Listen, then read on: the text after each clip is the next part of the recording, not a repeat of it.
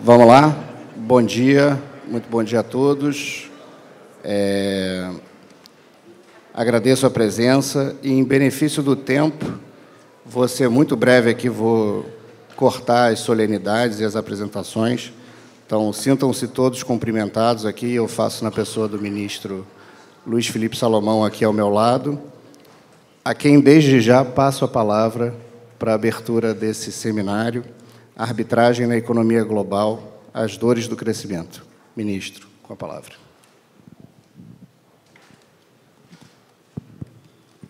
Bom dia.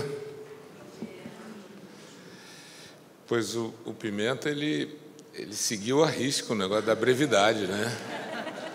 E eu estava tentando rascunhar alguma coisa, eu falei, poxa, o tempo que o Sidney nos destinou aqui é para aquele comercial. Meu nome é Enéas. Vota em mim.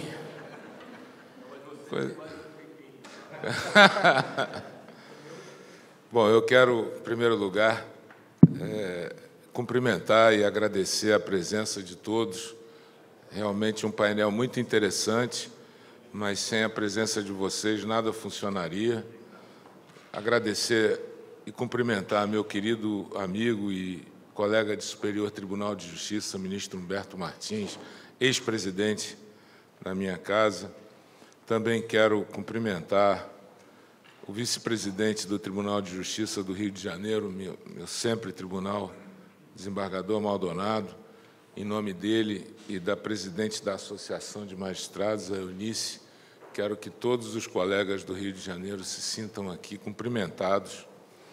Também quero registrar e agradecer a presença do ministro Zimmerler, do Tribunal de Contas da União.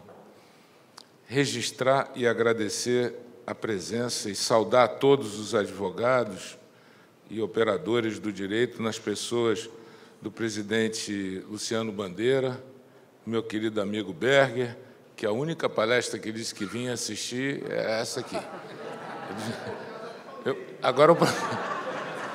E ainda disse, é por causa do Paulinho.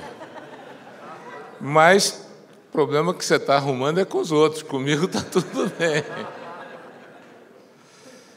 Saudar também e cumprimentar o Sidney, grande idealizador desse encontro. Hoje, Sidney, eu estava lendo um artigo onde se dizia que esse fórum ele transcendeu o seu tamanho, a sua ideia de um debate científico, para se transformar realmente num marco, porque, como o Fórum de Davos, como o Fórum já marcados no calendário oficial internacional, esse aqui é um evento que transcende o mero debate político para se transformar num marco, realmente. Então, quero te cumprimentar por essa iniciativa, dizer que o fórum é totalmente organizado por você, pelo ministro Gilmar, pelo professor Blanco. Então, eu agradeço essa parceria, a honra do convite. Também registro aqui, senão eu não entro em casa depois, os meus filhos presentes, em nome deles também, agradecer a colaboração de todos os amigos que vieram aqui hoje para participar desse encontro.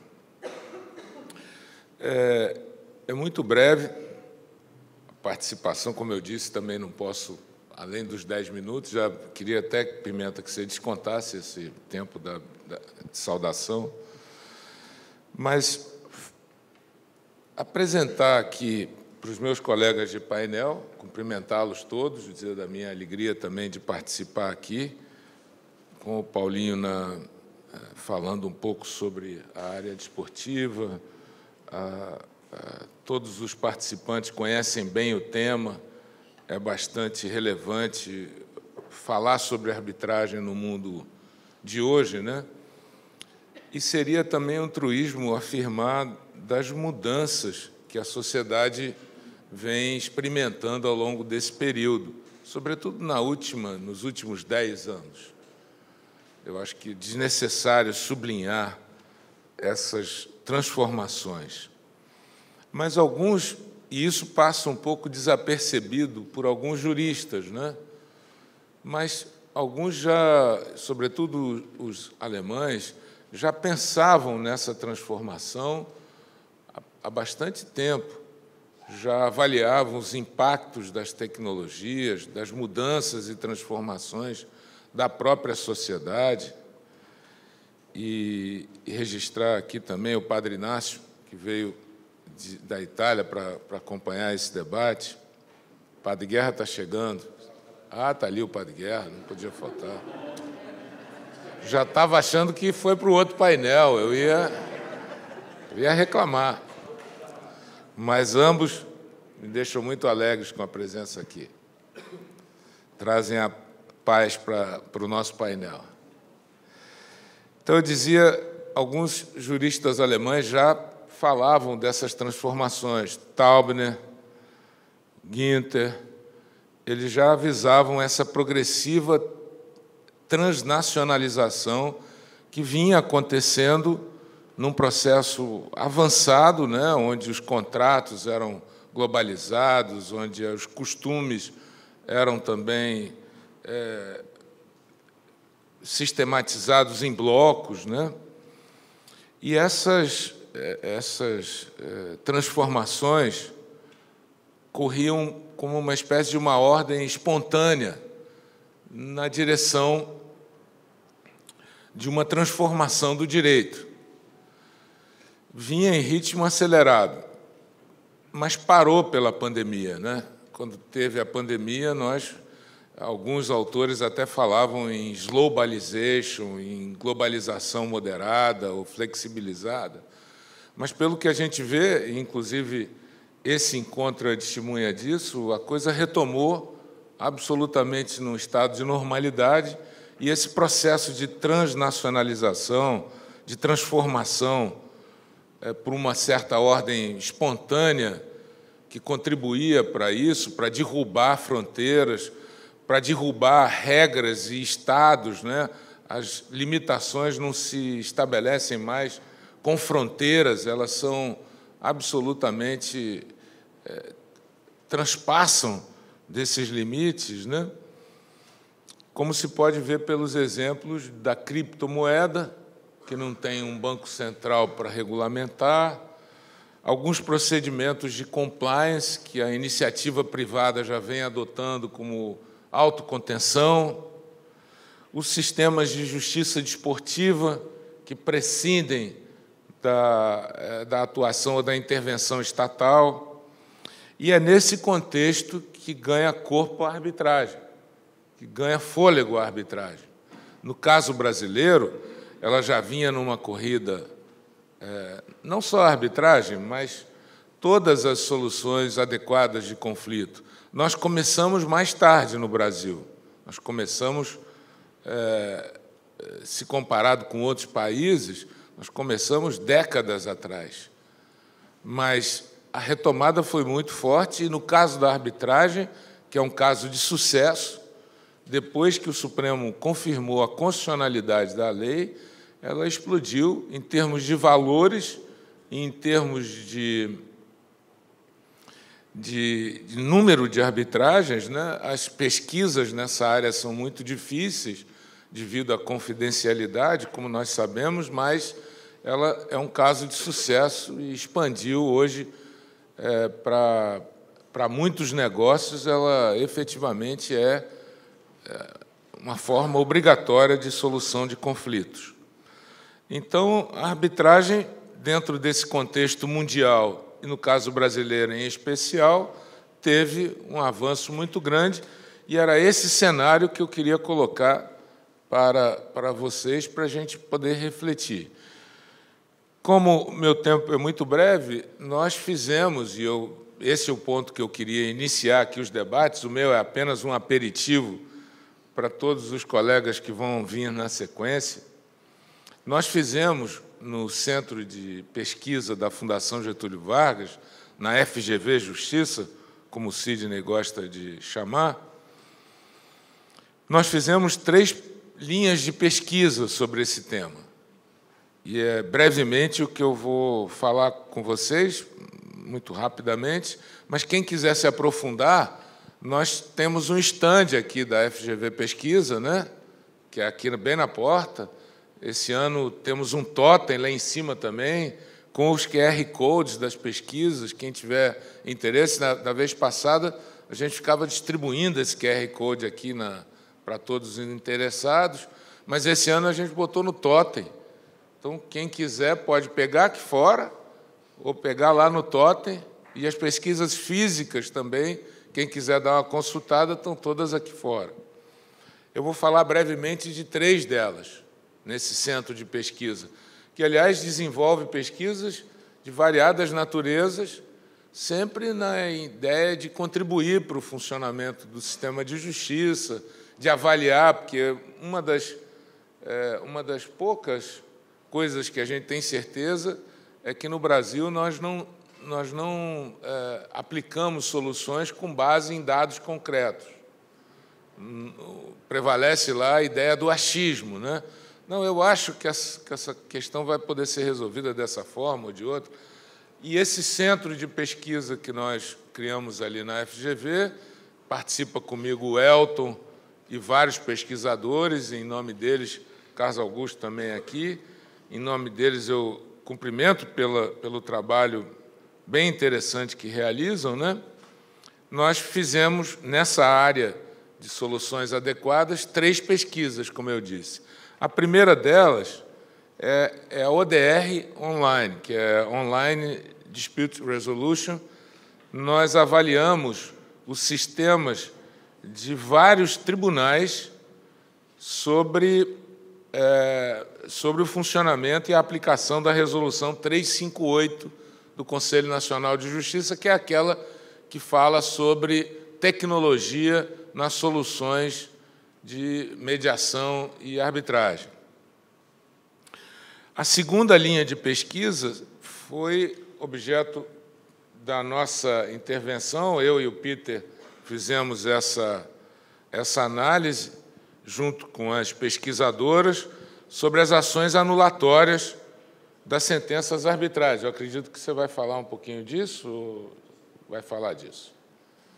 E a terceira linha de pesquisa foi sobre o Dispute Board, que são hoje as soluções mais adequadas para os contratos maiores de infraestrutura, para soluções práticas mais efetivas, que não param uma obra de um tamanho gigante, com liminares, com concessões de decisões judiciais, de judicialização, e, com isso, conseguem cumprir o contrato. Pois, então, essas são as 3 linhas de pesquisas que eu vou muito sucintamente abordar e que o Peter seguramente vai depois falar um pouco sobre elas. Esse, então, são as linhas de pesquisa da FGV sobre as soluções adequadas de conflito. Como eu disse, a primeira pesquisa, que envolve as ODRs, é com base na Resolução 358 do CNJ, que criou o CIREC, que são soluções tecnológicas para a resolução de conflitos.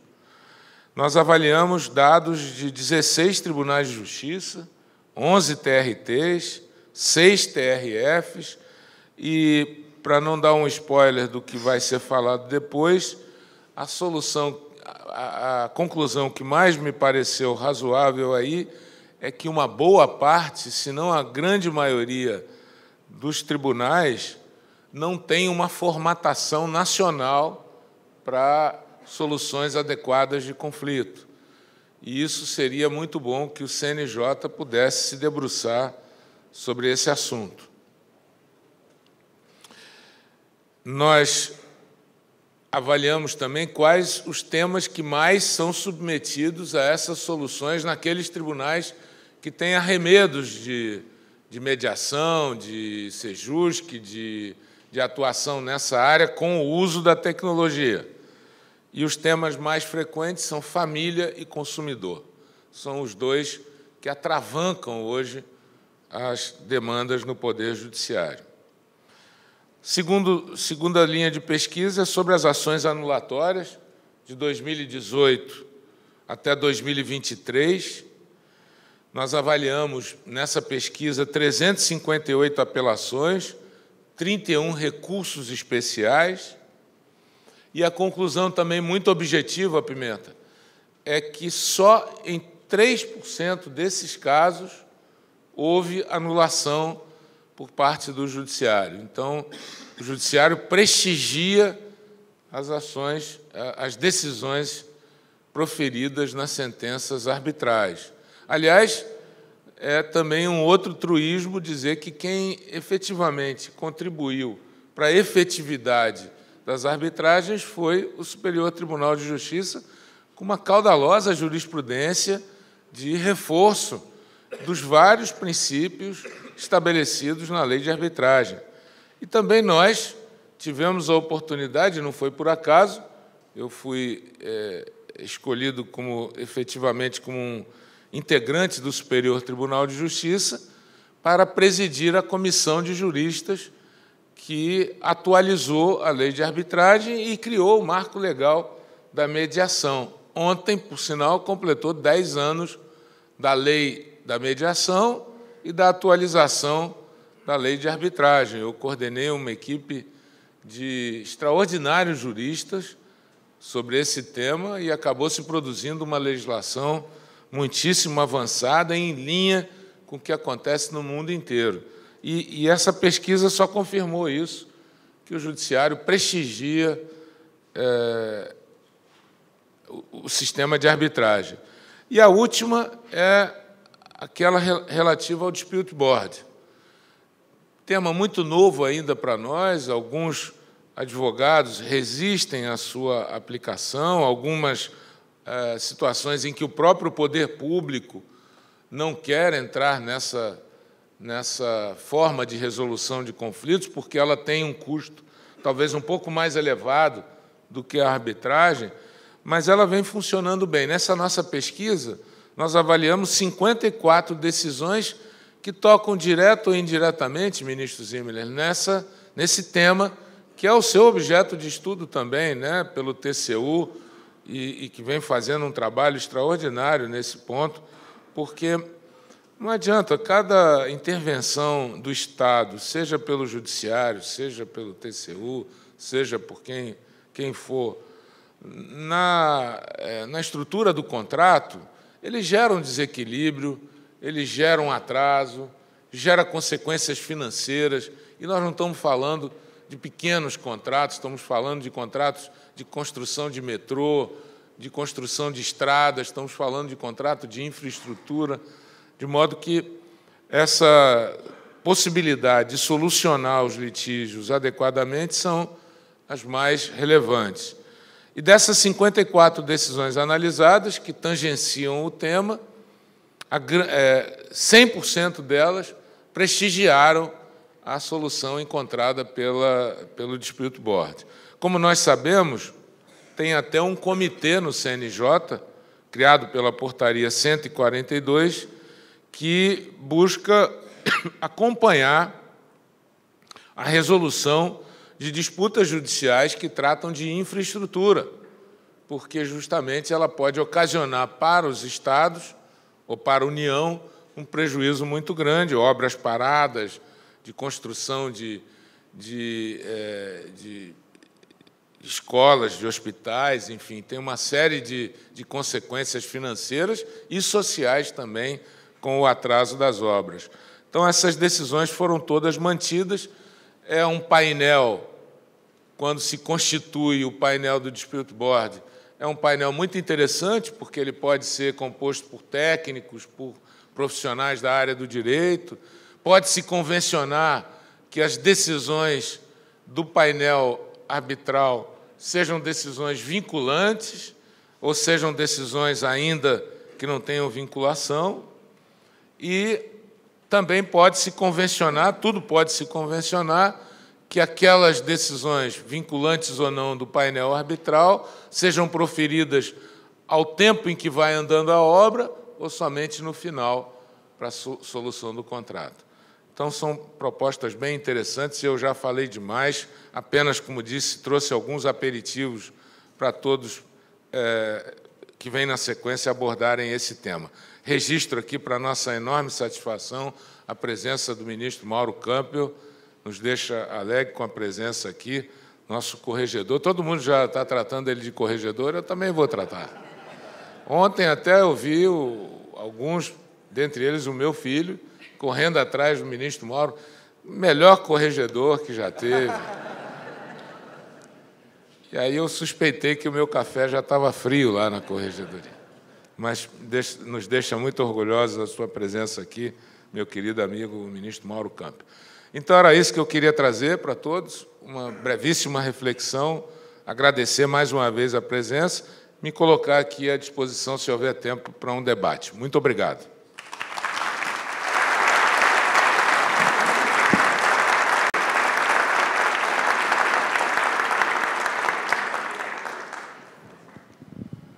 No final, a gente sorteia esse livro aqui. Vamos prender o pessoal até o final. Não que ninguém vai ficar pelo livro, mas quem ficar, no final a gente faz um sorteio sobre a Convenção Americana de Direitos Humanos, que é um livro coordenado por mim e pelo Rodrigo Mudrovitch, que é juiz da Corte Interamericana. A gente faz um sorteio aqui. Vou pedir auxílio para ver como é que a gente faz esse sorteio depois. É com base no número da inscrição? Beleza. Depois a gente vê, talvez pela data do aniversário, sei lá. Ô, ministro, talvez melhor do que o sorteio, para criar um sistema de incentivo, é o último a sair ganha o livro. Pode ser. Né? Ministro, muito obrigado pela brilhante palestra. Acho que as pesquisas são não só interessantes, né, mas são fundamentais para se criar no Brasil uma consciência de se trabalhar em cima de dados concretos, empíricos, que é uma dificuldade grande, de maneira geral, acho que em todas as áreas de conhecimento, mas quando se trata de resolução de disputas, acho que a questão ainda é mais... o déficit ainda é maior. Então, é louvável e exorto a todos aí também que consultem, acessem as pesquisas que são fundamentais aí para a melhoria do sistema. Então, cumprindo aqui a minha meta de eficiência máxima, né, do tempo, passo a palavra ao meu querido amigo Gustavo Schmidt e para a sua apresentação. Bom dia a todos. Queria fazer uma saudação primeiro aos meus colegas aqui de mesa, na pessoa do ministro Luiz Felipe Salomão. Registro a presença também do ministro Humberto Martins, do ministro Mauro Campbell. Uma satisfação, uma honra muito grande compor um painel e tê-los aí na plateia. Tem tantas pessoas queridíssimas aqui, pessoas que ocupam um espaço muito privilegiado no meu coração, de forma que eu não vou poder nomear todas elas, mas eu vou fazer um registro partindo de algumas premissas de autoridade, ministro. Primeiro, fazer uma saudação ao meu procurador-geral do município, do Dr. Daniel Bucar. Fazer também uma saudação ao meu presidente da seccional do Rio de Janeiro, presidente Luciano Bandeira, e a maior autoridade de todas, ministro. Eu vou fazer. Eu vou terminar com a maior autoridade de todas, ministro. Com quem manda na minha vida, com a dona da minha vida, a doutora Juliana Bonmachar. O senhor sabe, ministro, que o momento de maior identificação da minha vida foi quando eu comecei a receber aquelas figurinhas que elas dizem assim: eu vou confirmar com a minha esposa se eu quero ir hoje, se eu estarei presente hoje. Então, isso é a tônica da minha vida. Faço uma saudação à minha esposa, doutora Juliana Bonmachar. Só antes de entrar na minha exposição, ministro, eu, como entusiasta dos métodos extrajudiciais de solução de conflitos, da arbitragem, da mediação, e sobretudo, dos métodos preventivos, como o dispute board, eu liguei para o Pimenta e falei: Pimenta, estou 8 minutos atrasado.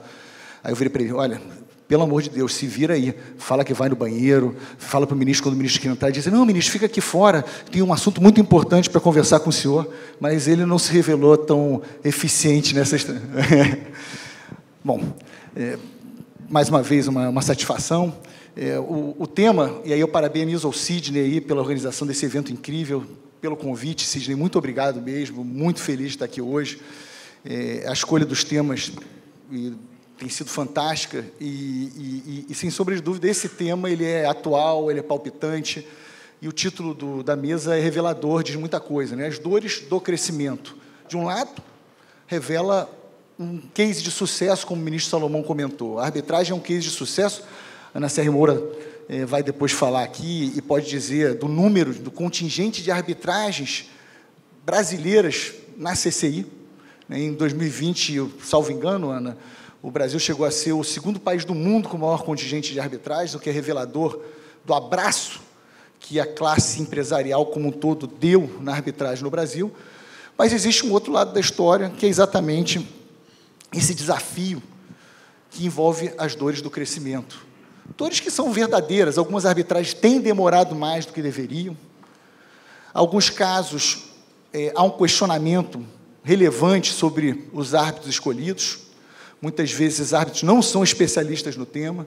E, obviamente, essas dificuldades elas precisam ser sopesadas pela doutrina, pela jurisprudência, pelo parlamento, para se pensar, sobretudo, em ajustes de rota, e não em modificações radicais. É um instituto que, no final, funciona. E, exatamente porque funciona, merece simplesmente reflexões de como é possível o seu aperfeiçoamento.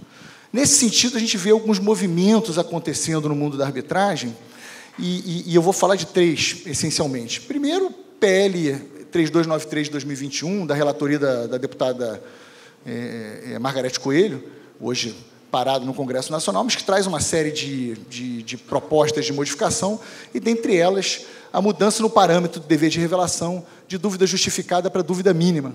E isso é uma questão a refletir. Segundo, a DPF 1050, proposta no Supremo Tribunal Federal, com o objetivo exatamente de estabelecer parâmetros para o exercício do dever de revelação, ela foi recebida com uma ação direta de inconstitucionalidade, está pendente de julgamento, então é um tema igualmente relevante a ser considerado.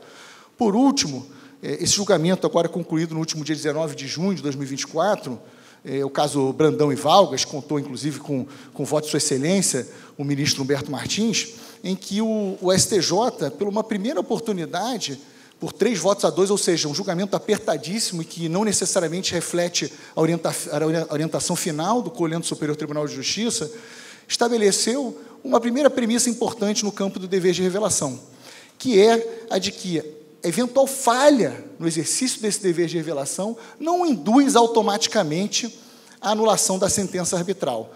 E aí o STJ, por maioria de votos, vencedor o voto de relatoria da ministra Nancy Andrighi, entendeu que, não tendo sido revelado determinado fato, isso sendo identificado, tendo havido a falha no exercício do dever de revelação, cabe à Justiça Estatal, quando questionada sobre o assunto, aferir a gravidade daquele fato e o quanto que ele efetivamente impacta na independência, na imparcialidade do árbitro escolhido para a causa. O que eu gostaria de fazer aqui hoje, de forma muito breve? Fazer algumas reflexões exatamente sobre o dever de revelação, sobre a sua extensão, sobre como ele deve ser examinado em situações em que haja argüição de recusa do árbitro, ou em que haja a propositura de ação anulatória.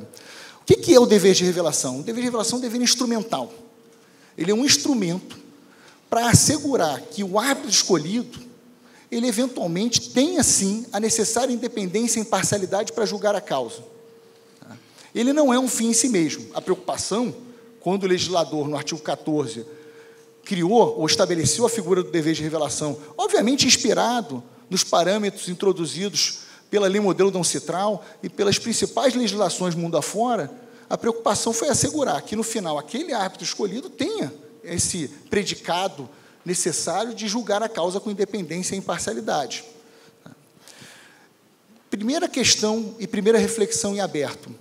É conveniente a alteração legislativa proposta pelo PL 8293 de 2021, que se propõe a alterar o conceito de dever de revelação, estabelecendo que deve ser revelado todo aquele fato que denote dúvida mínima a respeito da imparcialidade ou independência do árbitro? Ou é melhor manter a redação atual, que estabelece que o dever de revelação tem que ser exercido quando o fato denote dúvida justificada sobre a independência ou a imparcialidade do árbitro? E aí, me parece que essa alteração não é conveniente. Ela, aliás, é bastante inconveniente. Ela não segue os parâmetros internacionais. A legislação brasileira quanto a esse assunto, ministro, ela segue o parâmetro dos países da OCDE, todos eles, enfim, e segue as boas práticas internacionais. Então, mais importante do que se instituir um novo parâmetro que não tem precedente, que não tem jurisprudência, que não tem construção pretoriana na arbitragem internacional, mais importante é estabelecer parâmetros sólidos para esse que existe na legislação brasileira, que é a necessidade de se revelar apenas aqueles fatos que denotem dúvida justificada quanto à independência e imparcialidade do árbitro. E aí a pergunta que fica é qual é a extensão do dever de revelação? Todo fato tem que ser revelado? E aí reparem o seguinte, nós temos aqui um congresso em Lisboa, tem em torno de 3.000 inscritos, temos aí mais de uma centena de palestrantes, pessoas que se encontram, que eventualmente estão em um evento social, que jantam numa determinada circunstância. Quer dizer, o árbitro indicado ele vai precisar revelar, no momento da sua escolha, todas as suas conexões profissionais, todos os encontros que ele teve em eventual evento social. Me parece que isso é uma demasia e até incompatível com a própria lógica da arbitragem. A comunidade jurídica, a comunidade arbitral são comunidades ligeiramente reduzidas. Se todo mundo tiver que revelar tudo, se tudo for causa de impedimento, a gente não vai ter árbitros suficientes sequer para julgar a causa. Tem aí um problema, um imperativo de ordem prática até envolvido. Então, assim, que tipo de fato que tem que ser revelado? São aqueles fatos que efetivamente geram conflitos de interesse, situações dotadas de algum grau de gravidade que denotam aí a quebra da independência e da imparcialidade do árbitro. Segunda reflexão importante é se existe um dever de investigação por parte daqueles que estão no polo passivo ou ativo de um litígio arbitral. Esse é um nome até bastante ruim e que tem sido empregado pela doutrina, mas que é bastante questionável. Aqui, talvez a melhor expressão, fala aqui o professor Fabiano Robalim, meu querido colega de Fundação Getúlio Vargas, talvez a melhor expressão fosse falar em dever de colaboração, dever de boa-fé processual, no sentido de que a gente sabe como funciona a boa prática da arbitragem. Na boa prática da arbitragem, quando numa causa de cunho milionário, de uma disputa milionária, uma disputa bilionária, o que fazem as partes no momento da nomeação dos árbitros? Fazem uma due diligence prévia, mínima, para apurar qual é o árbitro que está sendo escolhido, qual é o árbitro que está sendo nomeado, se aquele árbitro, quais são as convicções jurídicas dele, quais são as conexões que ele tem. Isso hoje é tão fácil, tão intuitivo, você vai lá no LinkedIn, coloca, você vai verificar, vai no Facebook, vai no Instagram, enfim, são informações que são acessíveis, você vai no currículo do árbitro, você vai ver as publicações dele, você vai ver se ele leciona em uma universidade ou se não leciona em uma universidade. E aí, esse dever de investigação, ele existe, tá? Que é, como eu falei aqui, um dever de colaboração, um dever de boa-fé processual. Por que ele é tão relevante? Qual é a preocupação que tanto as instituições arbitrais como a justiça estatal têm que ter? A de evitar, de ser bastante rigoroso com uma eventual tentativa de manipular o procedimento arbitral, de criar a figura da nulidade de algibeira, a guarda de trunfo, aquela situação em que a parte faz a investigação prévia, identifica uma situação específica, ele tem uma conexão, já foi jantar com uma pessoa um dia, deixa aquilo guardadinho na gaveta até o dia em que se sai vencido em um procedimento arbitral e traz esse tema como uma grande novidade para tentar anular o procedimento. Então, aí, uma preocupação muito grande que tem que ter a justiça estatal para evitar esse tipo de estratégia de guerrilha. Por último, eu passo aqui para uma tentativa de estabelecer um critério temporal que pode auxiliar a justiça estatal nessa reflexão a respeito da ausência ou da falha do dever de revelação e também, por consequência, nas situações em que os fatos forem graves o suficiente, que importem em quebra da imparcialidade, da independência do árbitro. Que critério interessante é esse? É um critério aqui temporal. Tá?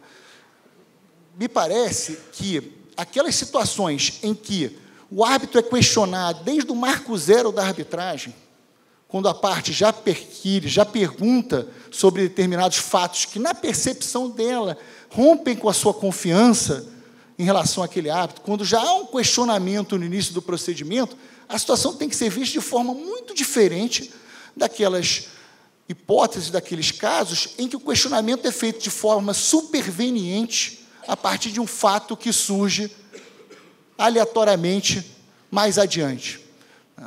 No momento, aquelas impugnações que são feitas a priori, logo no início do procedimento, na fase pré-arbitral, elas têm que ser examinadas tanto pela instituição arbitral, como mais adiante, na sua revisão, pelo Poder Judiciário, de uma forma muito mais aberta, com o espírito aberto, reconhecendo que aquele questionamento foi feito de forma genuína e de forma idônea. Ao passo que um questionamento feito de forma superveniente, quando o árbitro já revelou as suas tendências, as suas convicções jurídicas, já eventualmente decidiu uma tutela de urgência, já prolatou uma sentença arbitral, já de alguma forma colocou no procedimento as suas convicções sobre o direito material, aí, nesse caso, tem que haver uma preocupação muito maior da justiça estatal e das próprias instituições arbitrais para evitar uma manipulação do procedimento naquela linha de se trazer uma guarda de trunfo, uma nulidade de algibeira, ou, eventualmente, uma tática de guerrilha para viabilizar a anulação da sentença arbitral. Então, são essas minhas reflexões, meu tempo já acabou aqui. Eu queria agradecer mais uma vez ao Rafael Pimenta, ao ministro Salomão. Muito obrigado e um prazer dividir com Vossa Excelência essa mesa. Um abraço em todos os meus colegas aqui de mesa.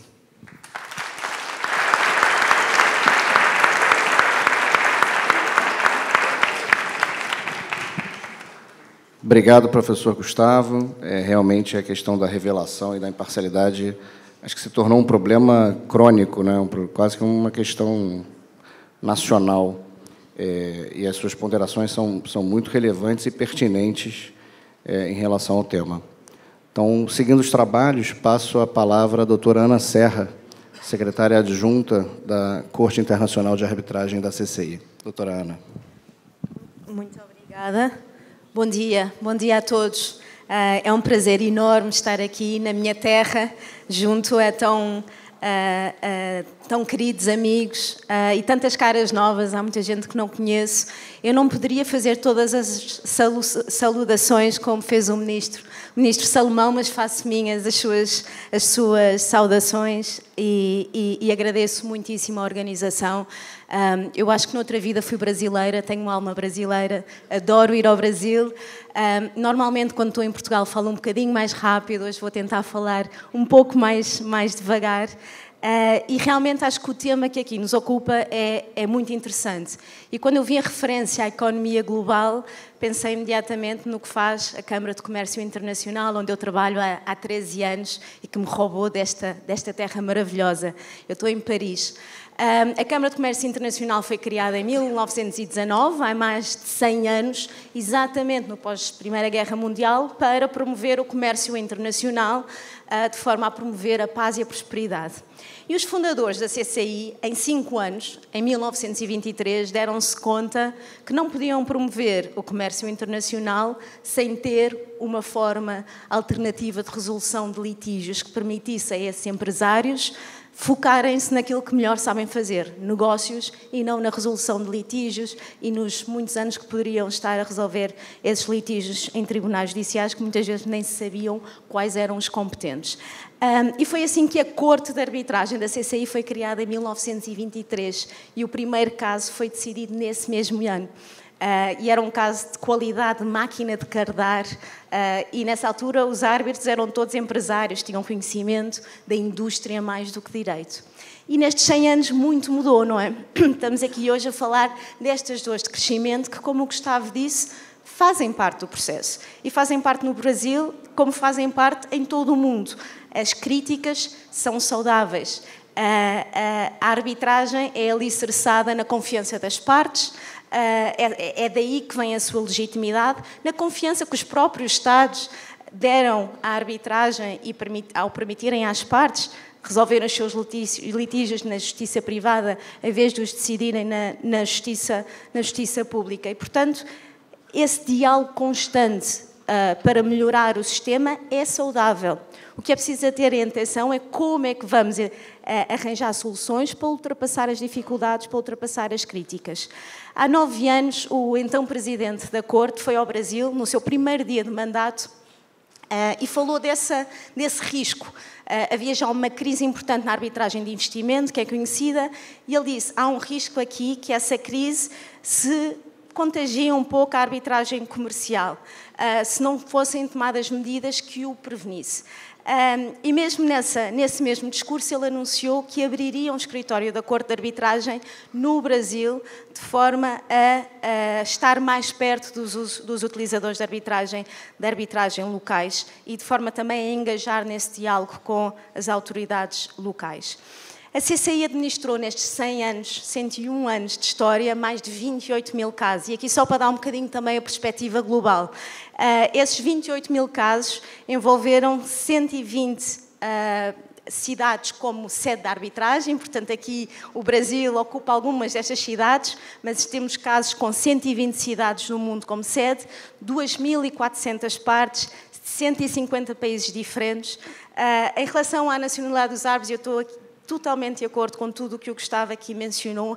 É um tema muito importante para a arbitragem. Os árbitros, obviamente, ocupam um papel primordial num processo arbitral e, portanto, todas as questões que tratam da sua independência e imparcialidade são chave. Eu já vou aqui tratar algumas das questões que a CCI tem trabalhado para ajudar a ultrapassar algumas destas dificuldades relativas à revelação. No escritório do Brasil, então, e aqui o ministro Salomão fez referência a 2001. É verdade que o Brasil chegou um pouco mais tarde que outros países, mas chegou com muita força.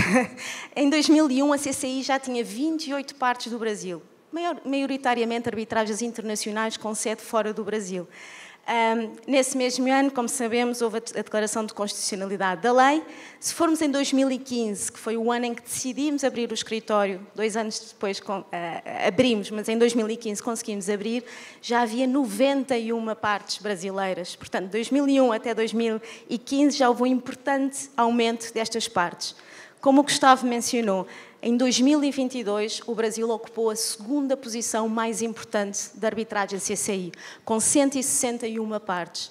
Desde que abrimos o escritório, há 5 anos, já administrámos 250 casos, 800 partes, 300 árbitros de nacionalidade brasileira, mas também 12 deles com nacionalidades diferentes da nacionalidade brasileira. E esta também tem sido uma das soluções para fazer face a um aumento de conflitos que os árbitros brasileiros possam ter por vezes.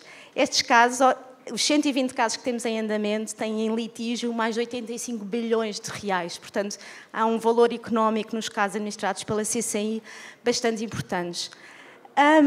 O que eu queria também mencionar é que estes 28 mil casos representam muita experiência. Eu estou há 13 anos na CCI e muitas vezes digo, não é possível, eu já vi quase tudo o que nós podemos ver numa instituição arbitral e engano-me praticamente todas as semanas. Neste momento eu já só analiso as questões que são mais complexas, mas há muita dessa experiência interna que depois se traduz em decisões, e decisões que acabam por ser depois analisadas pelo judiciário, e que são tudo aquilo que nós fazemos é tentar proteger aquela sentença arbitral. E seja em termos, nós fazemos um escrutínio, uma revisão das sentenças arbitrais, seja quando estamos a falar de decisões que vão ao cerne da independência e da parcialidade dos árbitros e que sabemos que no dia da manhã serão também analisadas pelo judiciário. E só para falar aqui de um caso muito famoso, o caso da PT Ventures, que era um caso em que a Convenção de Arbitragem decidia que havia 5 árbitros e dava o poder à parte requerente de nomear um árbitro e à parte requerida de nomear 3.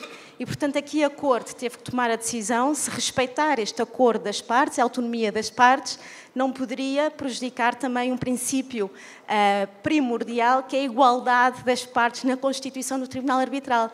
A sede da arbitragem era Paris, nunca um tribunal em Paris tinha decidido esta questão. Portanto, quando a Corte muitas vezes toma estas decisões, não sabe como é que elas 4, 5 anos depois vão ser analisadas pelos tribunais judiciais. Neste caso, acertámos e a Corte acabou por nomear todos os membros do Tribunal Arbitral em vez de dar esse poder às partes.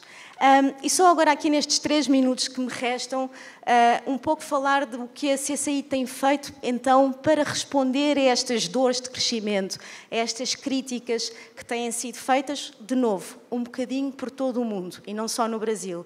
E elas vão críticas relativamente à eficiência do processo arbitral. Antes dizíamos que a arbitragem era muito mais eficiente que resolver os litígios no Tribunal Judicial, que já não é assim. De novo, é preciso olhar para os dados, é preciso ver exatamente o que é que estamos a falar. É verdade que há processos de arbitragem que hoje em dia têm uma média de resolução de 2 a 3 anos. Quanto tempo é que demorariam, depende de cada país, mas quanto tempo é que demorariam a ser resolvidos num tribunal judicial. Mas ainda assim, para fazer face a essas críticas, muito tem sido feito no sentido de dar mais eficácia, mais celeridade ao processo arbitral. Hoje em dia temos um mecanismo de resolução acelerado de litígios que se resolvem em 6 meses. Já tivemos mais de 1000 casos administrados assim, alguns com quantias de mais de 100 milhões de dólares, porque algumas questões são questões jurídicas pontuais de fácil resolução, que não necessitam de 3 anos, nem de prova pericial muito elaborada. Damos muito mais informação, e isto também é muito importante, relativamente a quem é que está atuando como árbitros em arbitragem CCI. E isto é uma forma de dar igualdade às partes, de saberem quem são os árbitros, quem é que tem a experiência eficaz. Em relativamente, e como o tempo se esgota de forma muito rápida, à imparcialidade e à independência, a CCI incluiu na sua nota, tem uma nota muito detalhada às partes e aos tribunais arbitrais, guias sobre os factos e circunstâncias que, na sua experiência, devem ameritar que aquele árbitro considere se devem ser reveladas. É uma guia não exaustiva. Alguns princípios muito importantes. Em caso de dúvida, melhor revelar, e muitas vezes nós recebemos chamadas, não sei se revelar este fato. Bom, se o senhor não sabe, provavelmente a parte vai querer saber, melhor revelar. Uma revelação não significa que aquele árbitro não é independente nem imparcial.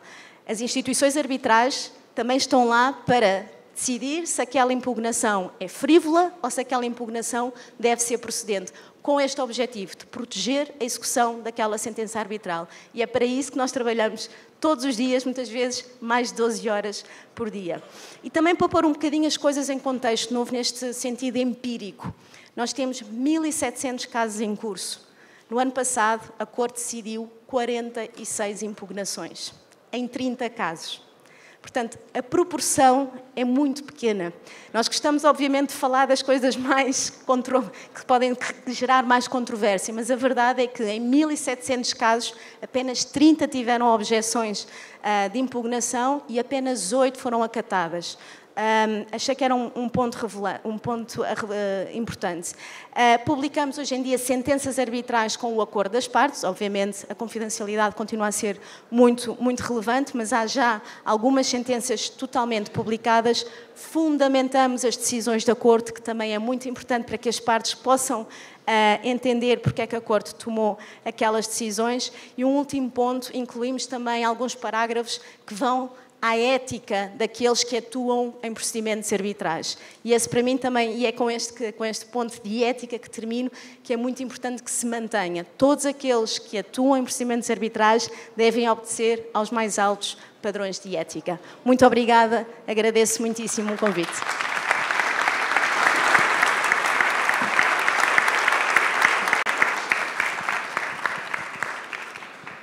Muito obrigado, doutora Ana. Eu folgo em saber que essa é a versão mais devagar do discurso, né? Brincadeira. Antes de passar a palavra ao Dr. Peter, queria registrar a presença e agradecer, muito bem alertado pelo ministro Salomão, do presidente da AMB, Dr. Frederico Mendes, do ex-governador do Paraná, Dr. Richa. Muito obrigado pela presença de todos. Dr. Peter, a palavra está com o senhor.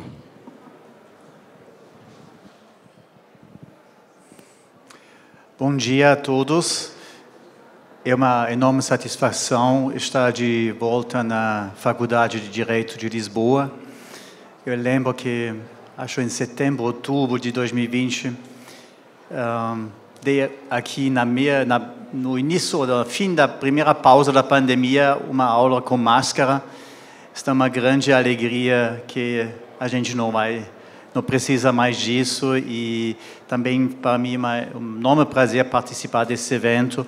Eu gostaria de agradecer o ministro Gilmar, que fez o convite, mas também, em primeiro lugar, o ministro Salomão e o Sidney Gonçalves, que me receberam 7 ou 8 meses atrás na FGV Justiça, como professor pesquisador, eu preciso dizer que é uma unidade fantástica, com pesquisadores de ponta, com um ambiente de trabalho muito bom, e essa pesquisa sobre a arbitragem foi a primeira que acompanhei.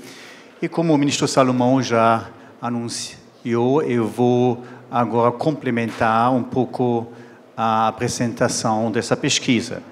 E depois eu vou ainda trazer alguns números sobre duas palavras-chave aqui desse painel: economia global e crescimento. Vamos em frente. A gente parou aqui nos números do STJ. Como podemos ver aqui, eu vou explicar especificamente, porque isso causou um pouco confusão num outro contexto, a coluna do meio. Como a gente fez a pesquisa? A pesquisa foi feita com palavras-chave numa máquina de procura.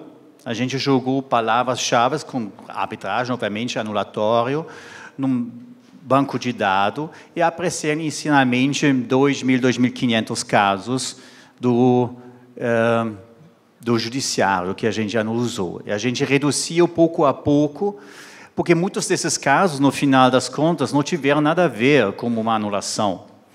E esses 32 representam exatamente esses casos. Então,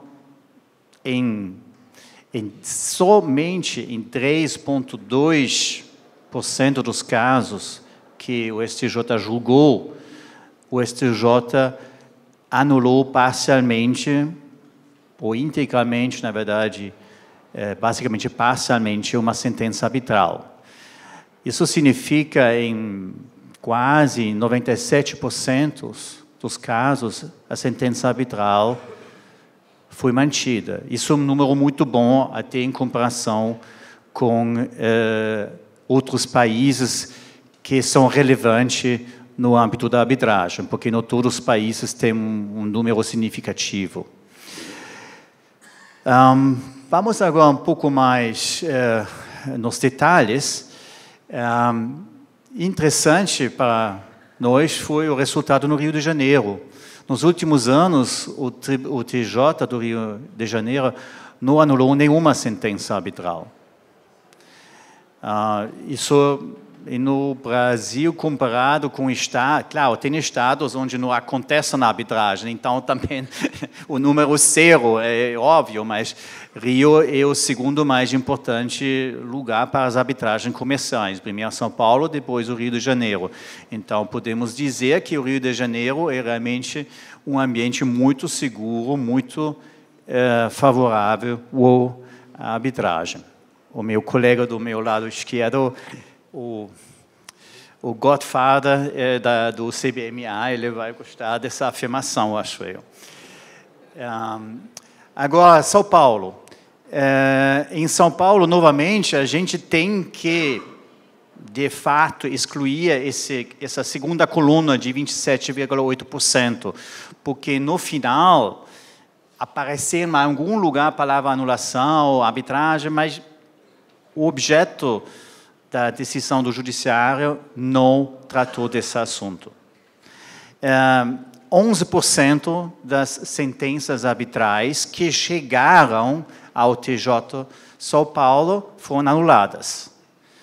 Isso é um número, obviamente, o triplo das anulações no STJ, mas ainda um número razoável. É um pouco mais elevado na comparação internacional, mas me parece razoável. A gente tem, nesse momento, eu preciso dizer uma coisa, comparando a arbitragem brasileira com a arbitragem internacional, é um pouco complicado, especialmente considerando números. Eu vou mostrar isso depois.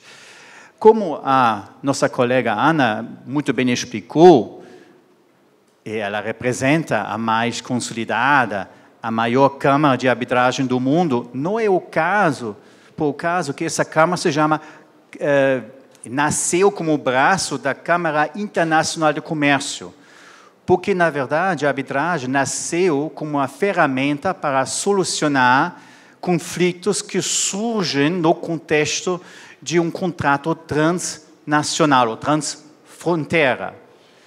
Enquanto o Brasil, o nosso crescimento, a nossa maioria das arbitragens são conflitos a respeito de contratos nacionais. Claro, às vezes tem um impacto internacional, mas, diferentemente de outros lugares, temos muito mais arbitragens domésticas do que em outros países. Além disso, tem cada vez mais importante, um segmento do mercado que praticamente só existe no Brasil. São as arbitragens que têm a ver com companhias abertas. Eu vou demonstrar o crescimento dessas arbitragens. Em muitos países, na maioria dos países, na verdade, na minha terra, na Alemanha, nos Estados Unidos, essas arbitragens a respeito das companhias abertas são proibidas, ou não são arbitráveis, dizemos. No Brasil são, e isso é um mercado relevante. Então, comparando os números, é um pouco tricky, complicado. A gente tem que tomar muito cuidado com isso. TJ São Paulo. Olha, já mencionei isso. Eu posso dizer que o número total, em São Paulo também precisamos tomar cuidado com uma coisa. Tem um sistema de arbitragem na Unimed que causou mais anulatórios que, dizemos, bem mais que em todas as outras arbitragens. Então, a gente trabalhou com e sem o sistema Unimed. Olhando para o Brasil inteiro, também tem alguns estados onde tem um grande número de câmaras de arbitragens relativamente pequenas, especialmente em Goiânia, que também tem um número elevado, que tem um impacto negativo nos números do país inteiro. Isso precisamos levar em consideração. Em resumo, eu posso dizer, a respeito da nossa pesquisa, que os números das anulatórias não são nada muito preocupante. No STJ é fantástico, Rio também, e São Paulo um pouco mais elevado, mas também nada muito preocupante. E agora quero falar um pouco sobre o crescimento, porque, na verdade, eu preparei isso, mas eu preciso rapidamente tocar aqui. Bom,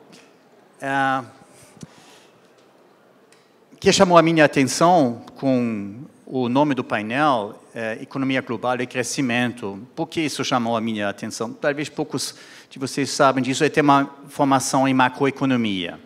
Então, o que me interessou,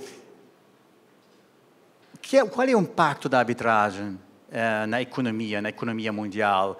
A arbitragem é um segmento da economia que faz parte da indústria de serviços, como a advocacia também. Então, vamos ver rapidamente o que aconteceu nos últimos 20 anos com a economia global. Tivemos um crescimento muito forte. Isso me surpreendeu quando eu vi nessas estatísticas 300%. Só duas quedas. A grande crise financeira, 2009, que não impactou tanto o Brasil, e, obviamente, a pandemia. E agora vamos ver se a arbitragem acompanha esse crescimento. Acompanha, mas não tão expressivamente. A CCI cresceu de 540 casos até hoje, cerca de 65%. Cresceu no ritmo da economia mundial, mas não exatamente na mesma velocidade. A gente pode aqui também perceber que os números dos casos, aqui temos a CAMCBC do Brasil, tem um crescimento, mas, na verdade, é bastante estável os números das arbitragens nos últimos 10 anos. Aqui, especificamente, eu tenho os números das mais importantes câmaras do Brasil hoje em dia. Obviamente, há também a CCI, mas a CCI, pelo menos, eu não tenho acesso, não separou os números Brasil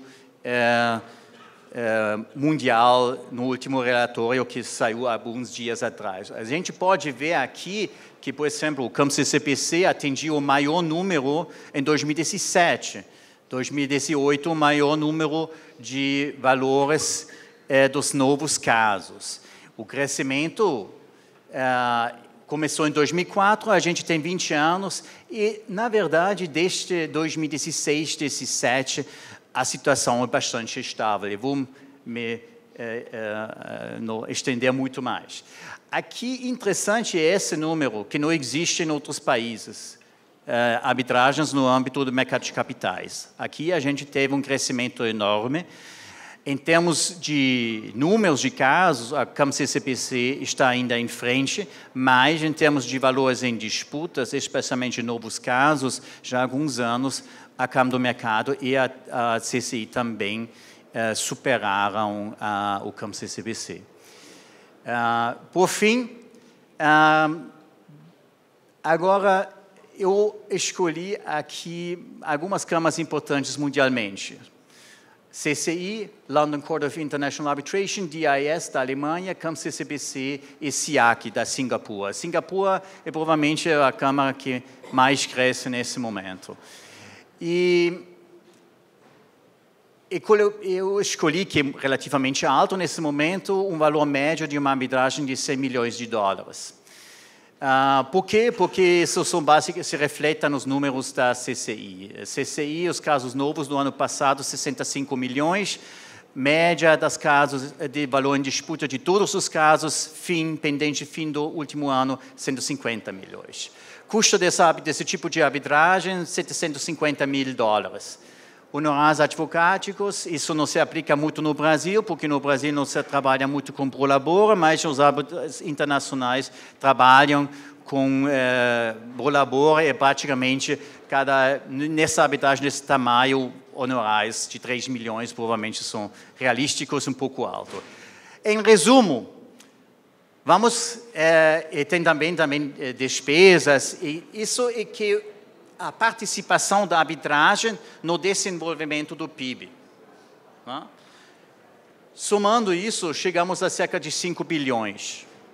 Isso é significativo para o mercado de serviços, para a participação de um setor da economia no crescimento do PIB. Então, eu acho, e o Brasil, e também mundialmente, considerando que o crescimento da economia era mais forte nos últimos 20 anos do que o crescimento dos números da arbitragem, temos um potencial enorme, e eu gostaria de finalizar com a recomendação com a nossa relação, nossa pesquisa, que foi às vezes criticado. Uma anulação de uma sentença arbitral não é uma catástrofe. Faz parte do jogo, faz parte do ambiente e, de vez em quando, é necessário e saudável. Eu acho que, especialmente, o STJ tem, nesse sentido, um papel muito importante. Peço desculpa pela extensão, mas faltam também 2 palestrantes, então a gente tem pouco tempo sobrando. Obrigado.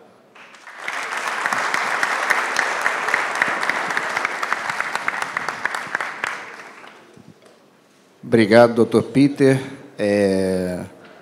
Antes de seguir, só também registrar e agradecer a presença dos ministros Ricardo Cueva e Afrânio Vilela. Muito obrigado pela presença de todos. E passo a palavra agora ao meu estimado amigo, advogado, ex-presidente do Superior Tribunal de Justiça Desportiva, e como se a vida não apresentasse desafios suficientes, hoje vice-presidente do Vasco, vai falar um pouquinho para a gente. Paulinho, a palavra está com você. Peter, você passa o... Peter, passa para mim, por favor.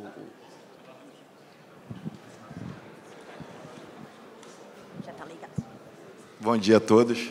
É o meu cargo mais importante do meu currículo, é o desafio de presidir juntamente com o Pedrinho, o nosso amado Clube de Regatas Vasco da Gama, que, como diz o seu hino, é o clube que une Brasil e Portugal.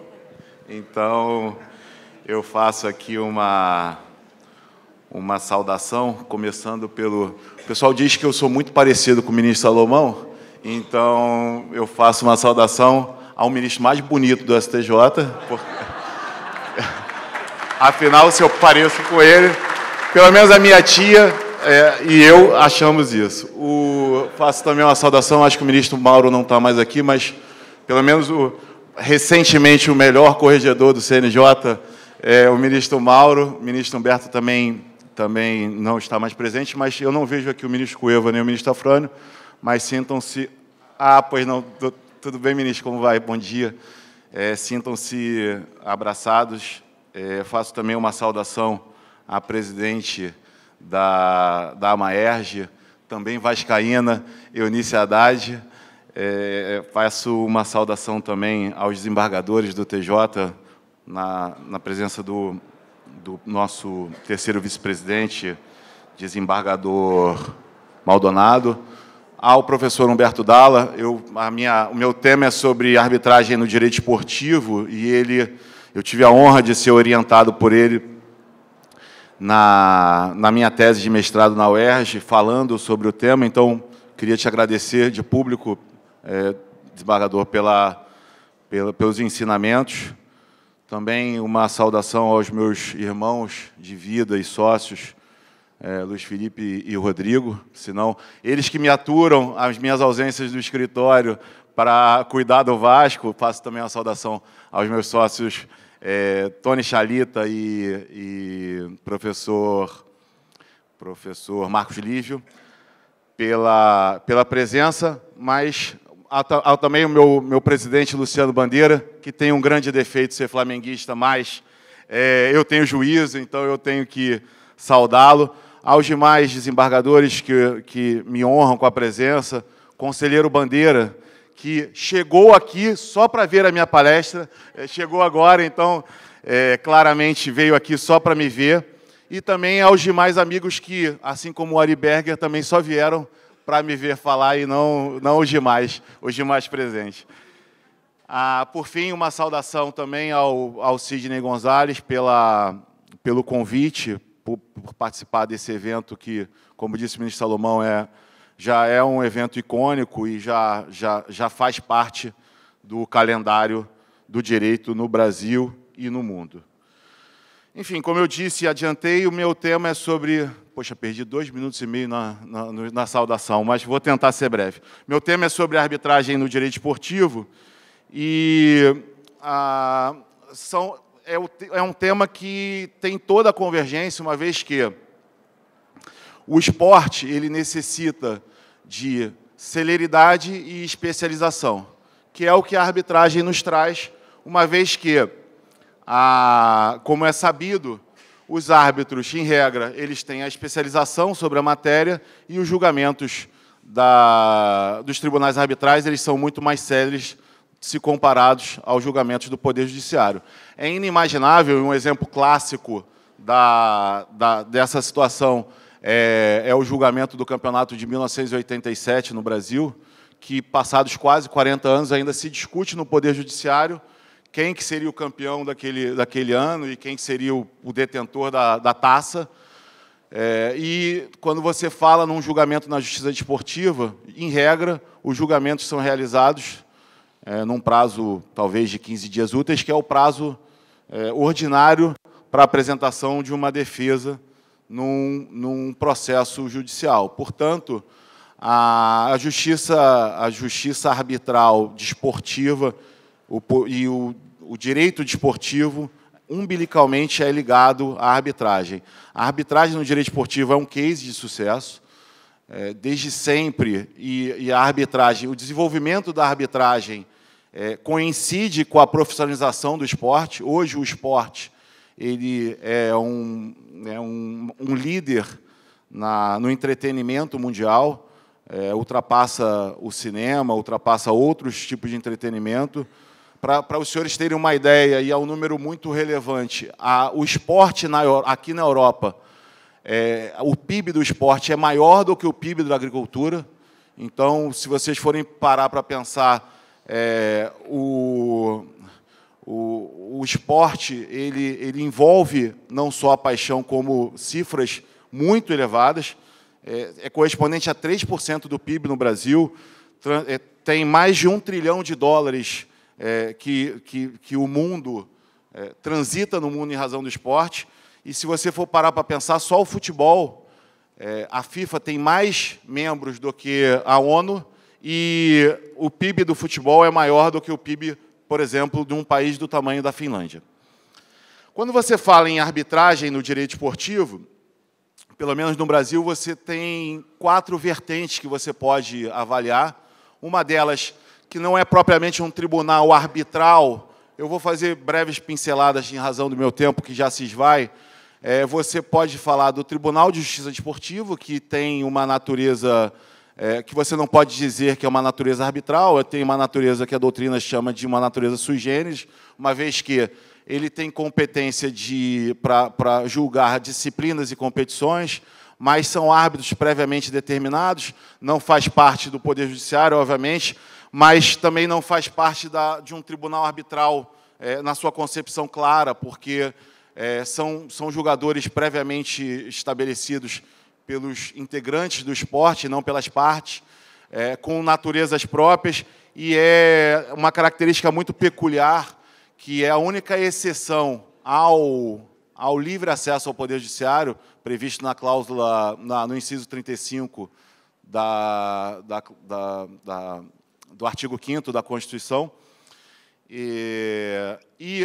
Os seus julgamentos, eles têm uma previsão legal de que são soberanos no seu mérito e só poderiam ser avaliados pelo Poder Judiciário caso ocorra algum vício de formalidade.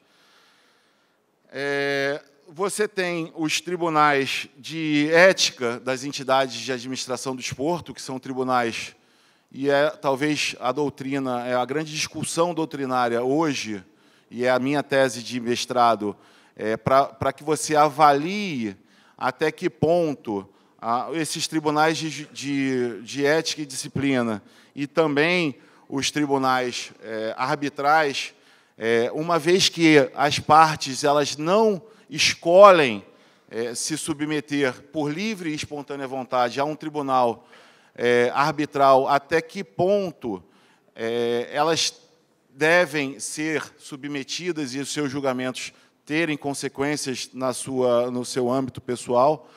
Hoje, talvez, a grande discussão do direito esportivo, que é um direito transnacional, e é um exemplo clássico, como disse o ministro Salomão, de uma análise transnacional, uma vez que, se você for parar e for pensar, o esporte ele é jogado, por exemplo, o futebol, que é o maior esporte, ele é jogado da mesma maneira, com as mesmas regras e estabelecidos com as mesmas condições, seja na Oceania, seja na América do Norte. Então, quando você fala e você pensa sobre a arbitragem no direito esportivo, a FIFA, desde 1957, nos seus estatutos, e também o COI, o Comitê Olímpico Internacional, ele estabelece uma proteção e uma blindagem da atuação do Poder Judiciário nas decisões interna corporis que são feitas. E há um fenômeno muito interessante quando você avalia a arbitragem no direito esportivo, que a arbitragem no direito esportivo ela tem uma autoexecutoriedade, ou seja, não é necessário, as partes não precisam ir ao STJ, por exemplo, para homologar uma sentença arbitral estrangeira, uma vez que o próprio sistema estabelece quais são as sanções caso uma das partes não cumpra a determinação estabelecida pelos tribunais de justiça desportiva, e você tem uma autoexecutoriedade e também uma retroalimentação do próprio sistema, uma vez que, se você não cumpre a decisão, você pode ser, inclusive, alijado do sistema, e você não pode se socorrer do Poder Judiciário caso você seja alijado do sistema, uma vez que as decisões proferidas pelos tribunais arbitrais, de acordo com as determinações das entidades internacionais, elas devem ser submetidas ao Judiciário. Então, muito se discutia, há pelo menos 10, 20 anos atrás, e eu vou caminhando para a minha conclusão, uma vez que o meu tempo se esgotou, muito se discutia no Brasil se essa condição estabelecida pelas entidades internacionais, se elas seriam, inclusive, uma violação ao princípio da soberania nacional e uma violação à cláusula pétrea de livre acesso ao poder judiciário. Hoje, a doutrina e a jurisprudência já estão bastante estabelecidas e consolidadas, no sentido que isso não viola, é possível, sim, as entidades, e há uma assimetria no esporte. Por exemplo, a FIFA ela determina que todas as confederações, as federações, os clubes, elas devem ser submetidas às suas regras de maneira simétrica. Então, hoje se estabelece, e eu cito dois pontos que são muito importantes na legislação e na jurisprudência brasileira. Um é, fazendo uma comparação bastante breve, a Lei das Sociedades Anônimas, no seu artigo 109, parágrafo 3º, estabelece a possibilidade dos acionistas minoritários serem obrigados a se submeterem a um tribunal arbitral, mesmo que eles não escolham esse tribunal, caso o Estatuto da Companhia da Sociedade Anônima preveja essa possibilidade. E segundo um julgamento do STJ, de relatoria inicialmente do ministro Cueva, que restou vencido, em que se discutia se os condôminos que entravam depois da convenção de condomínio que estabelecia uma cláusula arbitral, se eles seriam obrigados ou não a se submeter ao tribunal arbitral que não foi escolhido pela parte. Num julgamento apertado de 3-2, o STJ estabeleceu essa possibilidade, que o condômino deveria se submeter, sim, à convenção de condomínio. Então, tal qual foi estabelecido pelo STJ e tal qual há uma legislação prevista no Brasil nesse sentido, a jurisprudência e a doutrina estabelecem a possibilidade da autorregulamentação no esporte. Concluindo a minha fala e agradecendo demais pela presença e pela atenção de todos, devolvo a palavra ao bandeirador.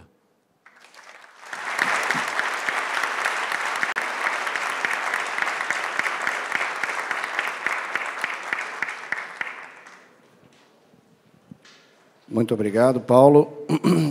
Antes de passar a palavra ao Fabiano Robalinho, só a mesa também reitera os cumprimentos ao conselheiro Bandeira, agradecendo a presença aqui nesse painel.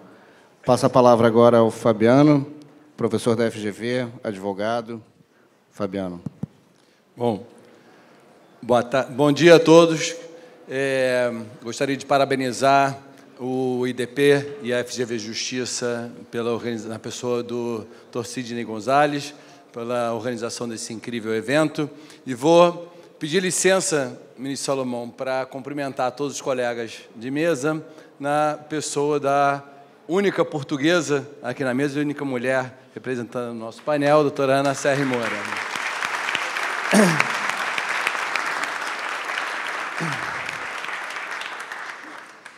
Depois de todas essas exposições, pouco sobrou para eu falar. Então, eu resolvi recorrer ao título desse fórum, que é Avanços e Recuos da Globalização e as Novas Fronteiras, Transformações Jurídicas, Políticas, Econômicas, Sociais e Digitais. E eu queria tratar das transformações jurídicas. Indo um pouco além do tema da arbitragem, eu gostaria de chamar a atenção para um tema que pouco temos discutido no Brasil: os efeitos da globalização sobre o exercício da jurisdição. E começo a minha exposição destacando uma questão que bastante tem me preocupado. Com a globalização, o Brasil passou a ser um exportador de jurisdição. O que nós vemos ao longo dos últimos 10 anos é uma quantidade de casos brasileiros que acabam sendo decorrentes de eventos no Brasil, envolvendo partes brasileiras que acabam sendo discutidos em jurisdições estrangeiras. Nós tivemos as ações coletivas nos Estados Unidos envolvendo a Aracruz, envolvendo a Sadia, depois envolvendo a Petrobras, né, os acionistas da Petrobras, em decorrência da corrupção na Petrobras que proposta ação coletiva em 2018, o caso houve um acordo e os acionistas foram indenizados, enquanto que até hoje no judiciário brasileiro ou em arbitragens no Brasil, os acionistas brasileiros continuam nessa discussão, né? Há várias outras ações coletivas, proposta contra a Vale, por exemplo, em razão do acidente de Brumadinho, o acidente da Samarco, por exemplo, que, como todos sabem, hoje em dia está sendo discutido em Londres, um evento ocorrido no Brasil. Autores das ações, partes brasileiras, réu, partes brasileiras, e, mesmo assim, um juiz inglês entendeu que tinha jurisdição para isso. Há uma discussão similar também, relativa à alegação da existência de um cartel dos produtores de suco de laranja do interior de São Paulo, né, contra os produtores de laranja. Também, evento brasileiro, lei brasileira, partes brasileiras, sendo discutido na Inglaterra. Braskem, agora, a discussão da indenização relativa à mineração de salgema, sendo discutida na Holanda. Recuperação judicial da Latam e da Gol, impetradas diretamente nos Estados Unidos. Eu lembro, em 2006, eu tive a honra de representar a Varig, impetrando a recuperação judicial no Brasil. Obtivemos a extensão dos efeitos da recuperação judicial nos Estados Unidos e funcionou. Agora, o que mudou de lá para cá? Por que esses casos todos estão sendo discutidos no exterior?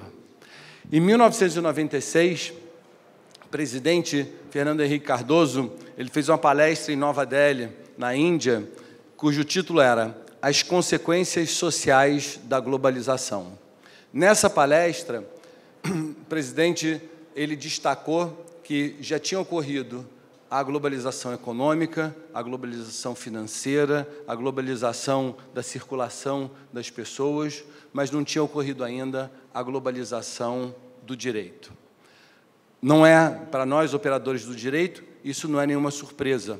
É normal que o direito, que as mudanças ocorram no ponto de vista econômico, social, e que a mudança do direito venha, num segundo momento, a reboque. Agora, 30 anos depois dessa palestra do presidente Fernando Henrique Cardoso, a globalização continuou avançando de forma avassaladora. Hoje em dia, as grandes empresas brasileiras, todas elas estão insertas no mundo globalizado. Exportam petróleo, exportam minério, exportam proteína, soja, exportam avião. Companhias brasileiras adquirem produtos na Índia, na China. Os financiamentos são feitos através da emissão de títulos no mercado americano, através de emissão seja de bonds ou de ações. O que acontece com essa mudança é que as empresas brasileiras passaram a estar expostas a mais de uma jurisdição. Se no passado juízes estrangeiros eles não reconheceriam a jurisdição para julgar qualquer uma dessas questões que eu citei aqui como exemplo, eles não reconheceriam porque eles teriam a preocupação quanto à eficácia das decisões que eles tomariam. Eles sabiam que, se eles determinassem algo, talvez aquela decisão não produzisse nenhum efeito, porque não seria reconhecida ou dependeria, pelo menos, de um processo de um reconhecimento de uma sentença estrangeira perante outra jurisdição. Hoje em dia, isso não é mais necessário. Se um juiz americano ou um juiz inglês condena qualquer uma das grandes empresas brasileiras multinacionais, ele terá como fazer que a sua decisão tenha eficácia. Por quê? Porque os negócios dessas empresas passam por esses países. Então, o que nós vemos hoje em dia é que surgiu uma concorrência entre jurisdições. Se quando nós estávamos na faculdade, falava-se em Fórum Shopping, hoje em dia, no âmbito internacional, fala-se em Forum Offering. As jurisdições estrangeiras estão concorrendo para atrair casos mais interessantes para serem julgados por elas. Um exemplo muito interessante disso é que na França e na Alemanha, hoje em dia, eles já oferecem cortes estatais nas quais o processo se dá integralmente em inglês, exatamente para atrair discussões de questões comerciais para aqueles países, né? Então, não há dúvida que o judiciário brasileiro ele é muito bom, né? Nós demos um exemplo para o mundo durante a pandemia. Quando vários países, a prestação jurisdicional parou no Brasil, rapidamente nós nos adaptamos com um judiciário quase todo eletrônico e passamos a ter sessões virtuais, dando um exemplo para o mundo. O ministro Salomão, no CNJ, ele acorda e dorme pensando em medidas para serem implementadas para melhorar a prestação do serviço jurisdicional. Só que, senhores, agora o sarrafo está mais alto. Agora a concorrência é com outras jurisdições. E quem vai decidir qual jurisdição, quem vai escolher a jurisdição a qual submeter o seu caso, vai ser o usuário. É ele que, tendo mais de uma opção, vai acabar escolhendo onde ele vai iniciar a sua causa. E o que nós vemos em muitos países, ou quem tem a prática em contratos internacionais, vê que nos contratos de financiamento, por exemplo, a lei escolhida, normalmente é a lei americana e a jurisdição das Cortes de Nova York. Para os contratos de seguro internacional ou questões de navegação, as cortes escolhidas normalmente são as cortes inglesas. Por que isso? Porque essas cortes oferecem para o usuário segurança jurídica. O Brasil, sem dúvida nenhuma, vem oferecendo segurança jurídica para a questão da arbitragem. Como o ministro Salomão destacou, e o Peter também destacou a questão da pesquisa realizada pela FGV, os resultados, a jurisprudência brasileira é amplamente favorável à arbitragem.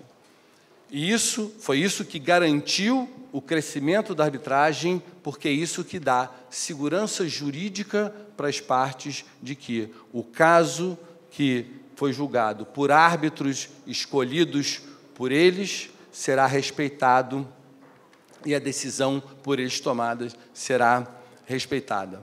Correta, sem dúvida nenhuma, é a posição que o judiciário brasileiro vem adotando de intervir na arbitragem de forma excepcionalíssima. Nós estamos falando de disputas que envolvem partes capazes e direito patrimonial disponível. Se elas preferiram escolher uma outra forma de resolução de disputa, como a desembargadora Elda falava outro dia aqui, temos que respeitar a decisão deles, então, que eles convivam com o que eles escolheram para julgar. E a preocupação de que se mantenha assim, garantindo segurança jurídica para a arbitragem no Brasil, é porque, se isso mudar, não é que a arbitragem deixará de ser usada. A arbitragem ela continuará sendo usada, por quê? Porque ela é a única saída para os contratos internacionais. Partes de jurisdições diferentes, uma não quer que o seu caso seja julgado na jurisdição da outra. Então, a arbitragem é a saída obrigatória para elas. Elas continuarão usando a arbitragem, mas na medida em que, se no Brasil não houver segurança jurídica para realizar a arbitragem no Brasil, o que vai acontecer é que nós vamos começar a exportar a arbitragem. As partes passarão a mudar a sede da arbitragem do Brasil para outros países. E não caberá mais ao judiciário brasileiro decidir nem cautelares pré-arbitrais, nem ações anulatórias, e também não caberá aos advogados e aos árbitros brasileiros julgarem. Nós estaremos não só exportando exercício da jurisdição, mas também estaremos exportando para outro país a geração de riqueza decorrente da prestação do serviço jurídico. Era isso que eu tinha que falar. Muito obrigado.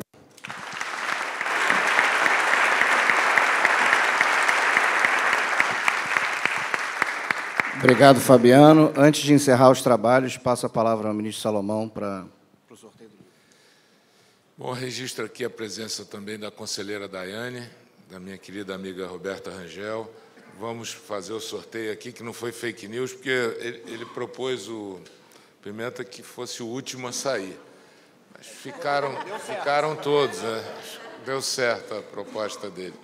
Então, esse livro também, eu queria dizer que foi fruto do trabalho nosso do Centro de Pesquisa da Fundação Getúlio Vargas, da FGV Justiça, porque nós temos um convênio com a Corte Interamericana e é um livro com a convenção comentada por vários autores, ministros do Supremo, conselheiros, o conselheiro Bandeira também comenta aqui, tem vários comentadores da Convenção Americana de Direitos Humanos.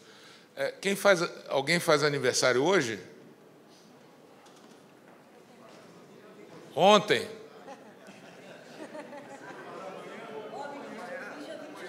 Essa semana? 22 ou 24? Acho que 22 ou 24. Hoje é 27. Mas tem uma grávida aqui que fez... Concordam na grávida, então?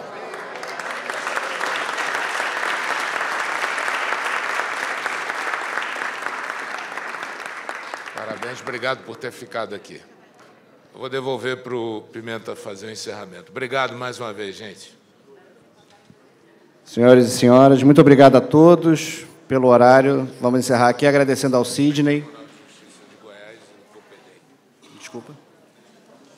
Registrando a presença e agradecendo do presidente do Tribunal de Justiça de Goiás. Muito obrigado mais uma vez ao desembargador França. Muito obrigado a todos. Uma boa tarde. Obrigado.